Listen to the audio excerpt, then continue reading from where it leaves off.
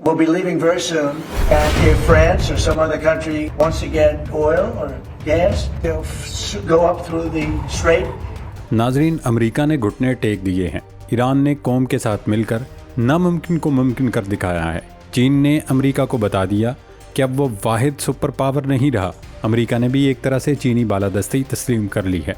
अमेरिकी सदर Donald Trump, जिनके लहजे में सिर्फ धमकियां और जंगी गूंज सुनाई देती थी, आज उसी ट्रंप ने ईरान के साथ महाजराई ख़त्म करने और इसराइल की जंगी दलदल से बाहर निकलने का तारीखी ऐलान करके नेतन्याहू को बेयारो मददगार छोड़ दिया है। लेकिन क्या ये वाकई सुपर पावर के घुटने टेकने की खामोश दास्तान है या फिर महज अमेरिका टाइम गेन कर रहा है? क्योंकि पहले भी अमेरिका 2 बार ये कर चुका है कि ईरान को मुज़ाकरात में उलझाकर हमला कर दिया। सदर ट्रंप के ईरान जंग से निकलने के बयान ने जहां आलमी स्टॉक मार्केटों में जान डाल दी है और तेल की कीमतों को ज़मीन पर ला पटका है, वहीं एक बड़ा सवालिया निशान अब भी बरकरार है। क्या ट्रंप के लफ्ज़ों पर एतबार किया जा सकता है? तारीख गवाह है कि ट्रंप के फैसले समंदर की लहरों की तरह हैं, जो किसी भी वक्त रुख बदल देते हैं। यही वो बेयकीनी थी जिसने तेहरान को मजबूर किया कि वो सिर्फ वादों पर नहीं बल्कि ठोस ज़मानत पर बात करे। और यहाँ एंट्री होती है रेड ड्रैगन यानी चीन की। इस पूरे मंजरनामे में पाकिस्तान का किरदार भी कलीदी रहा। वज़ीर ख़ारजा इसहाक डार का हालिया दौरा बीजिंग और वांग जी के साथ वो तवील मुलाकातें, जिनके बाद 5 नुकाती अमन एलामिया जारी किया गया, इस बात का सबूत है कि खित्ते की बिसात पलट चुकी है। चीन ने न सिर्फ ईरान के सबसे बड़े ख़रीदार के तौर पर अपना हक अदा किया, बल्कि अमेरिका को ये बावर करा दिया कि अब दुनिया के फैसले सिर्फ वाशिंगटन में नहीं होंगे। दोस्तों, जब से अमेरिका और इसराइल ने ईरान पर हमला किया है, हर तरफ सिर्फ ईरान का तज़किरा हो रहा है। ईरान ने मिसाइल मार दिया, हामनाई शहीद हो गए, नया सुप्रीम लीडर आ गया, आबनाए हरम्स खुल गई, आबनाए हरम्स कब खुलेगी, तेल की कीमत कितनी ऊपर जाएगी वगैरह। लेकिन असल जंग दरअसल अमेरिका, इसराइल और ईरान में नहीं बल्कि अमेरिका और चीन के दरमियान लड़ी जा रही है। 2 वाक़यात की बात करते हैं। पहला, वेनेज़ुएला में अमेरिका ने ऑपरेशन किया और मादुरो को गिरफ्तार कर लिया गया। दुनिया ने रद्द अमल दिया। कुछ ने तालियां बजाईं कि एक आमर गिर गया, कुछ ने उसे बैनुल-अक़वामी क़वानीन के ख़िलाफ़ करार दिया। इसी तरह ईरान पर हमला हुआ, खामनेई साहब की शहादत हुई, मुज्तबा खामनेई को नया राहबर मुंतखब कर लिया गया। लेकिन इन दोनों हमलों में एक चीज़ कॉमन है, वो है तेल। जी हाँ, वेनेज़ुएला और ईरान दोनों के तेल का सबसे बड़ा ख़रीदार चीन है। और ये हम आपको पहले भी बता चुके कि ट्रंप चीन को तेल की बूंद बूंद को तरसाना चाहते हैं। ईरान रोज़ाना तकरीबन 1.5 मिलियन बैरल तेल चीन को फराहम कर रहा था और जंग के साथ ही ये सप्लाई भी रुक गई। चीन इस वक्त दुनिया की तकरीबन 28% पैदावार कर रहा है और तेज़ी से अमेरिका के करीब पहुंच रहा है। यहाँ तक कि माहिरीन पेशगोई कर रहे हैं कि 2030 तक चीन दुनिया की सबसे बड़ी मईशत बन सकता है। ये अमेरिका के लिए एक वजूदी चैलेंज है, क्योंकि किसी भी सुपर पावर के लिए सबसे ख़तरनाक लम्हा वो होता है जब उसका हरीफ उसे पीछे छोड़ने के करीब हो। या तो उसे उसी वक्त रोका जाए या फिर शायद कभी नहीं। यही वजह है कि अमेरिका चाहता है चीन को किसी जंग में उलझा दिया जाए। लेकिन चीन ने कमाल महारत से ईरान के पीछे रहकर अपनी लड़ाई लड़ी। न सिर्फ लड़ी बल्कि अमेरिका को चारों शाने चित भी कर दिया। लेकिन मामला सिर्फ तवानाई तक महदूद नहीं। चीन एक और बड़ा मंसूबा भी आगे बढ़ा रहा था, जदीद शाहराह रेशम, एक वसीअ तिजारती नेटवर्क जो बीजिंग से यूरोप तक फैला हुआ है, जिसमें रेलवे, बंदरगाहें, पाइपलाइंस और खरबों डॉलर की सरमायाकारी शामिल है। इसका मकसद साफ है, जो यूरोप के साथ तिजारत को कंट्रोल करेगा वो आलमी मईशत पर असरअंदाज होगा। और यूरोप आहिस्ता आहिस्ता चीन की तरफ झुक रहा था। जर्मनी का बड़ा तिजारती पार्टनर चीन बन चुका था। फ्रांस नए मुआहदे कर रहा था और इटली बाज़ाब्ता तौर पर इस मंसूबे में शामिल हो चुका था। ये अमेरिका के लिए दूसरा बड़ा चैलेंज था। न सिर्फ चीन की बढ़ती हुई मुआशी ताकत बल्कि यूरोप का मुमकिना तौर पर उसके दायरे में जाना। इसी दौरान ईरान पर हमला हुआ। ईरान इस पूरे तिजारती नेटवर्क का एक अहम हिस्सा था। इसकी अदम इस्तेहकाम ने चीन के यूरोप तक ज़मीनी रसाई को मुतासिर कर दिया। यूँ एक ही इक़दाम में 2 बड़े असरात पैदा हुए। चीन की तवानाई सप्लाई मुतासिर हुई और उसके तिजारती रास्ते कमज़ोर हुए। एक तरफ इंजन को ईंधन से महरूम किया जा रहा है, दूसरी तरफ उसके रास्ते बंद किए जा रहे हैं। अमेरिका की कोशिश है कि अब चीन को ताइवान के महाज पर उलझा दिया जाए। ताइवान की मिसाल को यूँ समझा जा सकता है कि वो चीन के लिए कश्मीर या बलूचिस्तान बना हुआ है। अब अमेरिका अगला महाज ताइवान में खोलेगा। देखना होगा कि चीनी क़यादत इस मसले से कैसे निपटेगी। नाजरीन, अब दूसरे सिनेरियो की बात कर लेते हैं। अगर अमेरिका और ईरान की जंग ख़त्म ना हुई, ईरान ने खलीजी और अरब मुल्कों पर हमले न रोके اور عرب بھی اس جنگ میں شامل ہو گئے تو پھر پاکستان کے لیے انتہائی مشکل اور چیلنجنگ صورتحال ہوگی۔ جنگ کا دائرہ پھیل گیا تو پاکستان کے لیے غیر جانبدار رہنا شاید ممکن نہ رہے۔ ایسے میں اصل سوال یہ نہیں ہوگا کہ ہم کس کے قریب ہیں، بلکہ یہ ہوگا کہ ہم کس کے بغیر زندہ رہ سکتے ہیں۔ آج پاکستان کی پالیسی یہ ہے کہ وہ اس جنگ میں غیر جانبدار رہے۔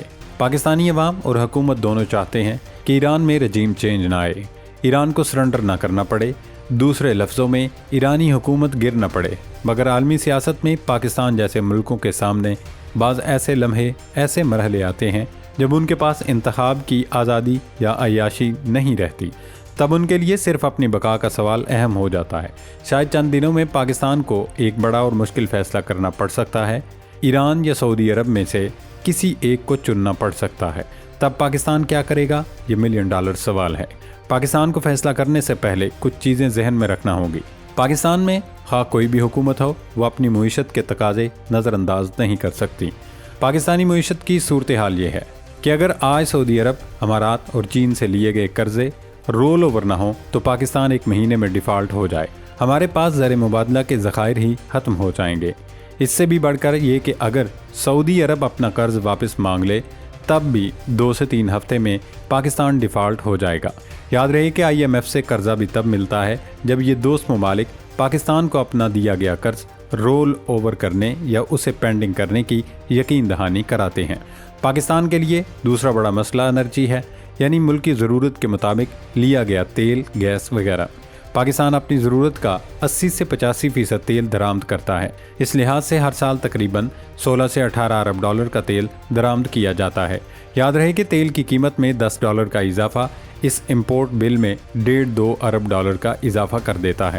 آج کل ریٹ زیادہ ہیں تو پاکستان $20 ارب سالانہ کے لگ بھگ تیل امپورٹ کرے گا۔ یہ تیل ہمیں سعودی عرب دیتا ہے اور زیادہ تر یہ ڈیفر پیمنٹ پر، یعنی بعد میں آسانی سے ادا ہونے والی ادائیگی پر فراہم کرتا ہے۔ پاکستان ایران سے تیل اس لیے نہیں لے سکتا کہ ایک تو کئی قسم کی عالمی پابندیاں عائد ہیں، جبکہ ایرانی آئل سعودی آئل کی طرح اچھی کوالٹی کا نہیں۔ کوئٹہ میں ایرانی پیٹرول استعمال کرنے والے یہ بات جانتے ہیں۔ ایرانی تیل کی صفائی کے لیے الگ قسم کی ریفائنریز بنانا پڑتی ہیں جن پر الگ سے اربوں ڈالر کا خرچ آتا ہے۔ بھارت تو یہ ریفائنریز بنا چکا ہے، اس لیے وہ ایرانی روسی تیل لینا افورڈ کر سکتا ہے، پاکستان نہیں۔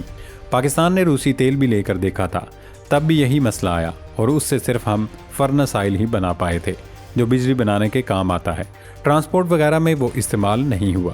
پاکستان کے لیے تیسرا بڑا مسئلہ اوورسیز پاکستانی ہیں۔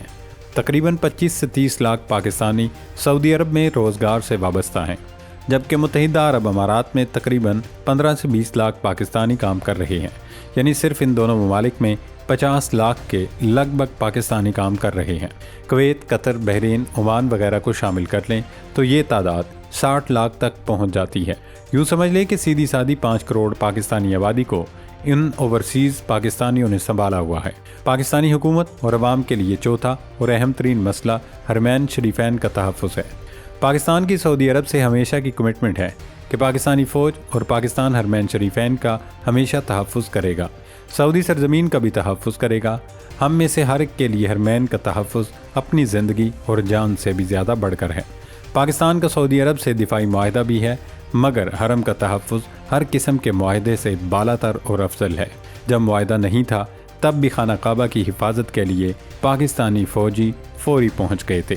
یہ حقیقت ہے کہ کوئی بھی پاکستانی حکومت ان تمام وجوہات کی بنا پر سعودی عرب کی حمایت سے منہ نہیں موڑ سکتی۔ یہاں پر کوئی بھی حکمران ہو، اس کا فیصلہ سعودی عرب کے حق میں جاتا۔ پاکستان کی شدید خواہش ہے کہ ہمیں یہ مشکل چوائس نہ کرنا پڑے اور ہم جنگ میں غیر جانبدار رہیں، مگر یہ ایران پر منحصر ہے۔